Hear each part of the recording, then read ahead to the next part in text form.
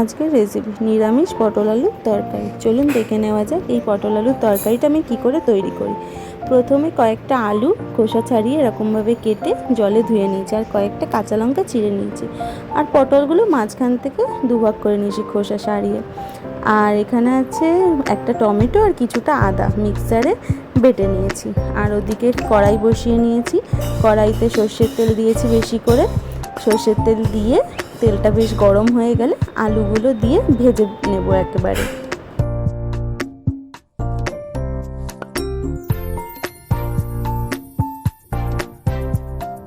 দেখুন আলুগুলো বেশ ভাজা ভাজা হয়ে গেছে।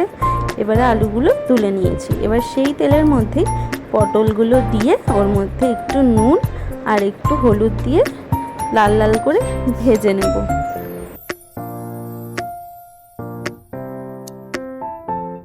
দেখুন আমার পটলগুলো বেশ লাল লাল করে ভাজা হয়ে গেছে। এবারে পটলগুলো তুলে নেব। ওই একই তেলের মধ্যে একটুখানি চিনি দিয়ে দেবো, দিয়ে ওর মধ্যে টমেটো আর আদা বাটাটা দিয়ে দেবো। দিয়ে একটু উপর থেকে তেল ছেড়ে এলে ওর মধ্যে একে একে জিরে গুঁড়ো, লঙ্কার গুঁড়ো, কাশ্মীরি লঙ্কার গুঁড়ো, হলুদ গুঁড়ো, নুন দিয়ে ভালো করে কষিয়ে নেব।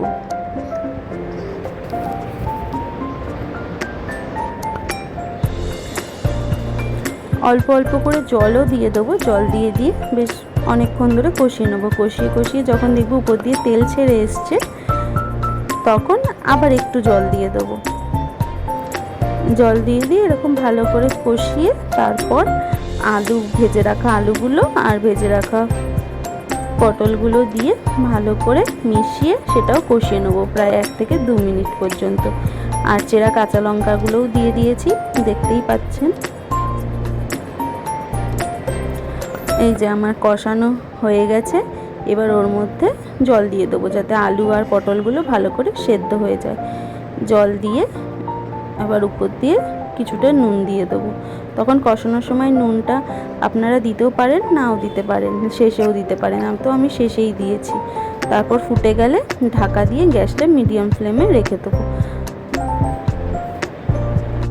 দেখুন আলু পটল দুটোই সেদ্ধ হয়ে গেছে। তাই ঢাকাটা খুলে গ্যাসের ফ্লেমটা হাইতে করে জলটা কিছুটা শুকিয়ে নেব। এই যে আলু পটলের তরকারি জলও শুকিয়ে গেছে, পুরোটাই রেডি হয়ে গেছে। এবারে কিছুটা গরম মশলা আর ঘি দিয়ে ভালো করে নেড়ে চেড়ে সার্ভ করে দেবো নিরামিষ পটল আলুর তরকারি। আপনারা কিন্তু বলবেন যে এই নিরামিষ আলু পটলের তরকারির রেসিপিটা আপনাদের কেমন লেগেছে, আর বাড়িতেও কিন্তু ট্রাই করবেন রেসিপিটা করে, কিন্তু অবশ্যই জানাবেন কেমন লেগেছে। আর যদি অন্য কোনো রান্নার রেসিপি আপনারা দেখতে চান তাহলে অবশ্যই কমেন্টে বলবেন যে কী রান্নার রেসিপি দেখতে চান। আমি আপনাদের সঙ্গে তাহলে সেই রেসিপিটা শেয়ার করব। আর অবশ্যই লাইক, কমেন্ট অ্যান্ড শেয়ার করে দেবেন। সাবস্ক্রাইব করতে কিন্তু ভুলবেন না। দেখা হচ্ছে নতুন একটা রান্নার ভিডিও নিয়ে। আজকের মতন এখানেই শেষ করলাম। আর এই রেসিপিটা গরম ভাতের সঙ্গে তো দারুণ লাগবে নিরামিষের দিনে। আজকের মতন টাটা।